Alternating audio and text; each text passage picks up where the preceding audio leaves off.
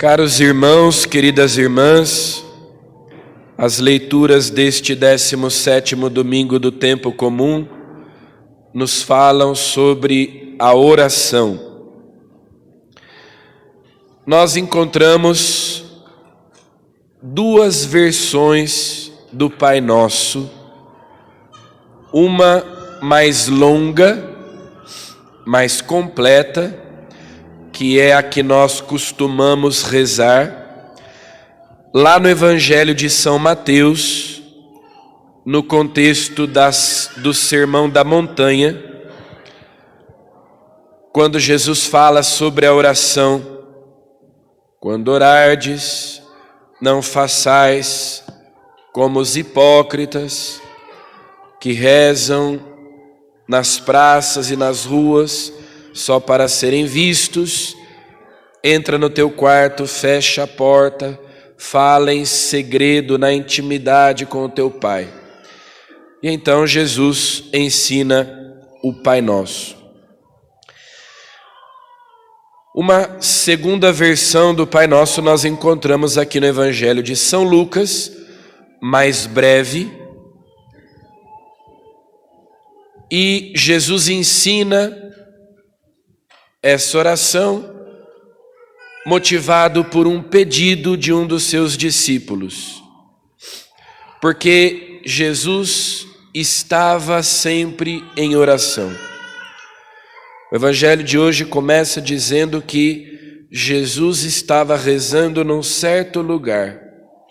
Quando terminou, um dos seus discípulos então lhe pediu: Senhor, ensina-nos a rezar. Muitas vezes no Evangelho de São Lucas, Jesus está em oração. Os discípulos viam Jesus rezando frequentemente e por isso fizeram este pedido: ensina-nos a rezar. E é esse pedido que motiva Jesus então a lhes ensinar o Pai Nosso. Numa versão aqui em São Lucas um pouco mais breve. A versão de São Mateus tem 7 petições. A versão de São Lucas apenas 5. Também a primeira leitura e o Salmo falam sobre a oração.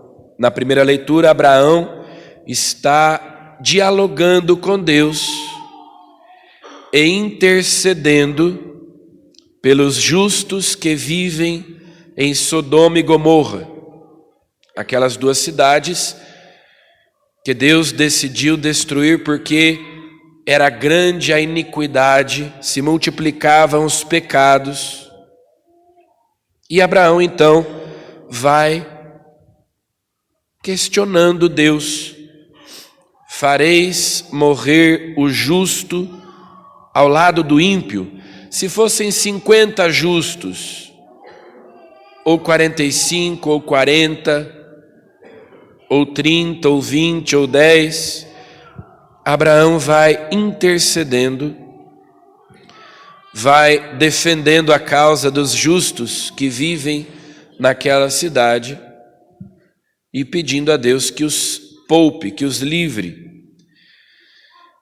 E o Salmo também: naquele dia em que gritei, vós me escutastes, ó Senhor.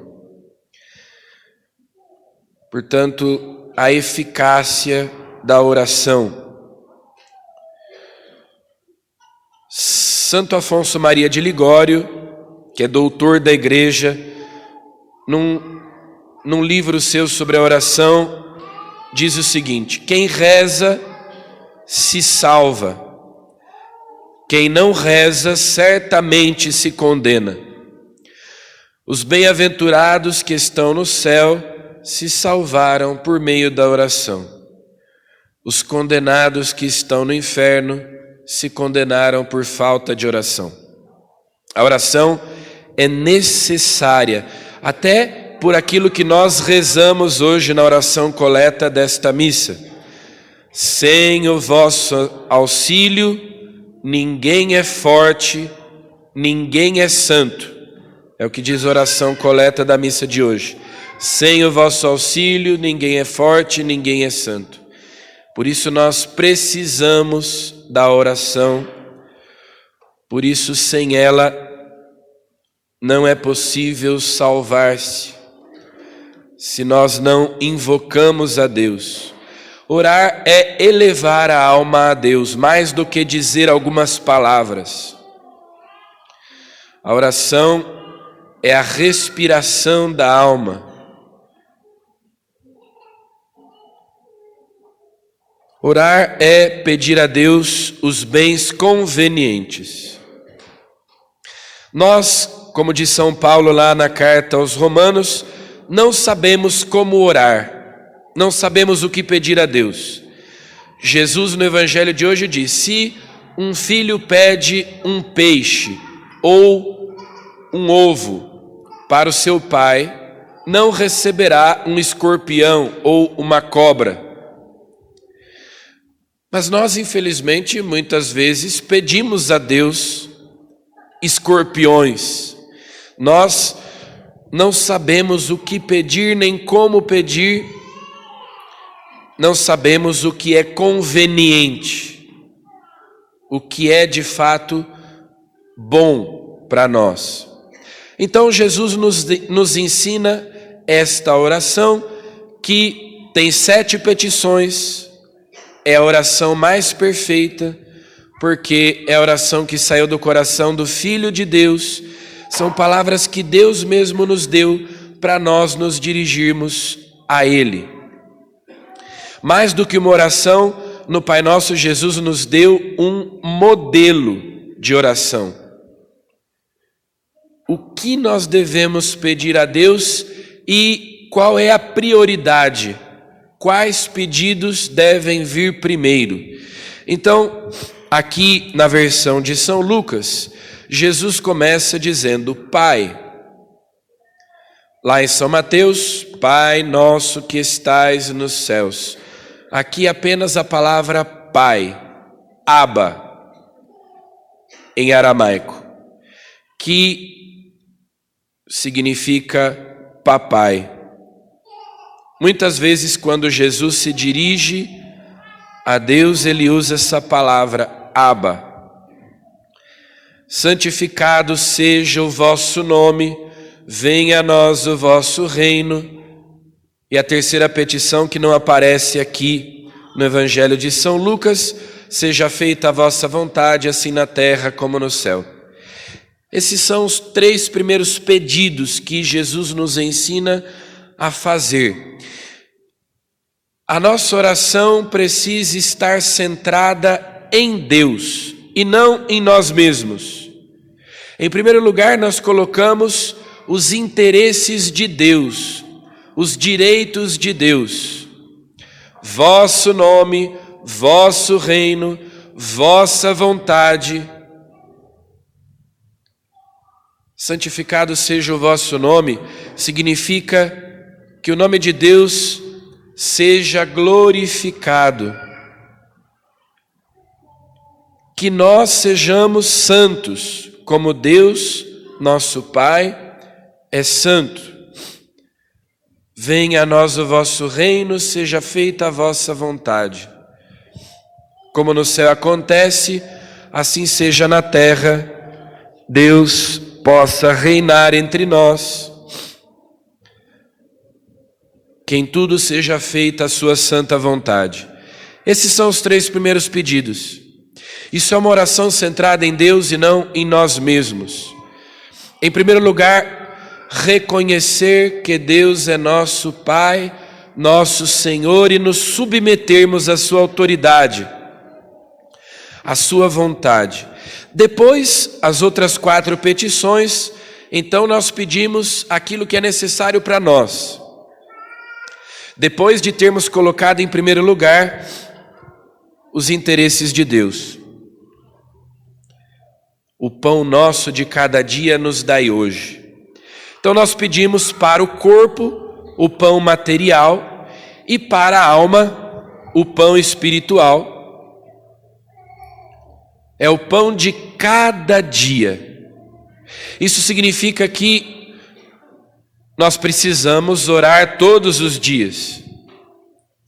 A cada dia pedir a Deus os bens convenientes. O pão de cada dia lembra o maná, lá no deserto, depois que o povo de Deus saiu do Egito.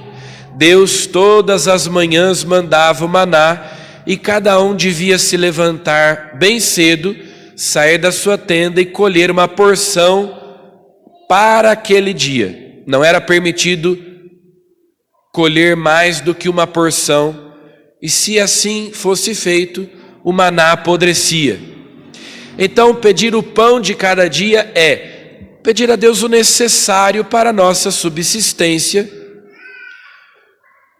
não o supérfluo, mas o que é necessário para sobreviver a cada dia, não apenas o pão material, mas também o pão espiritual. Nem só de pão vive o homem, mas de toda a palavra que sai da boca de Deus.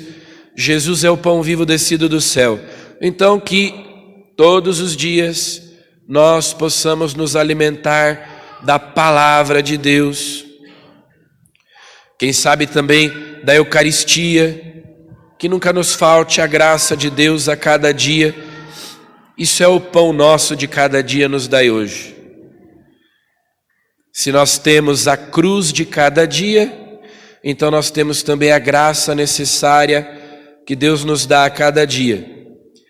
Então nós pedimos perdão porque somos pecadores e nos dispomos a perdoar as ofensas também. Bem-aventurados os misericordiosos, porque alcançarão misericórdia. Para alcançar misericórdia é preciso ser misericordioso. Eu peço a Deus que me perdoe e me disponho a perdoar também. Não nos deixeis cair em tentação.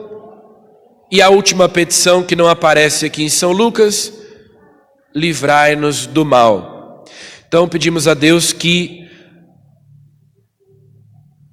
Ele nos preserve do maligno, das seduções do mal, que não nos deixe cair no pecado, que é o maior de todos os males, que Ele nos livre do mal. Na missa, essa última petição do Pai Nosso é desenvolvida na oração que o padre faz logo em seguida. Por isso é que na missa o Pai Nosso não se conclui com amém. Nós dizemos livrai-nos do mal e o padre continua insistindo nesta última petição, dizendo livrai-nos de todos os males, ó Pai. Como quem diz, é isso mesmo, livrai-nos do mal. E vai explicitando, desenvolvendo esse pedido. Livrai-nos de todos os males, ó Pai, dai-nos hoje a vossa paz. Ajudados pela vossa misericórdia, sejamos sempre livres do pecado, protegidos de todos os perigos. Essa oração se chama embolismo, ou seja, um desenvolvimento do Pai Nosso. E aí o Pai Nosso, então, termina do mesmo modo como ele começou, com uma doxologia, com uma glorificação de Deus. Vosso é o reino, o poder e a glória para sempre. Lá no começo, nas 3 primeiras petições, vosso nome, vosso reino, vossa vontade. Na conclusão do Pai Nosso e na missa, vosso é o reino, o poder e a glória para sempre. Então Jesus nos dá aqui, mais do que uma oração, um modo de rezar, porque rezar não é apenas repetir palavras. Rezar bem não significa dizer muitas palavras, mas amar muito. A oração é um encontro entre a alma e Deus, é elevar a minha alma até Deus. Então é possível orar até mesmo sem palavras. Aliás, que a verdadeira oração, ela deve nos conduzir à contemplação, que é quando as palavras são insuficientes. E no silêncio, a pessoa mergulha no mistério de Deus. e se une intimamente a Deus sem a necessidade de palavras. Jesus, quando fala sobre a oração, ele diz: não façais como os pagãos, quando orardes, não multipliqueis as palavras. Quando nós oramos, as palavras que nós dizemos, o nosso entendimento, a nossa inteligência e a nossa vontade precisam acompanhar o que nós estamos dizendo. Mas mais do que isso, eu preciso tomar consciência da presença de Deus na minha alma, que Deus me vê, que Deus me ouve. Se a oração é o encontro, então exige duas presenças, a de Deus e a minha. Oração é recolhimento. Sem o silêncio, sem o recolhimento, a oração não acontece. Por isso que a igreja ensina que nós devemos orar todos os dias e que durante o dia, muitas vezes, nós devemos elevar o nosso pensamento a Deus em várias ocasiões, mas, sobretudo, pela manhã. Muita gente diz que reza à noite, o que é muito bom. Antes de se deitar, antes de dormir, no final do dia, faz as suas orações. Só que no final do dia você já está cansado, a sua mente já está agitada. Então a igreja recomenda que a gente reze, sobretudo pela manhã, logo que a gente se levanta, dar a Deus as primícias, logo no começo do dia. Quando eu estou mais descansado, quando eu ainda não estou muito agitado, a minha mente não está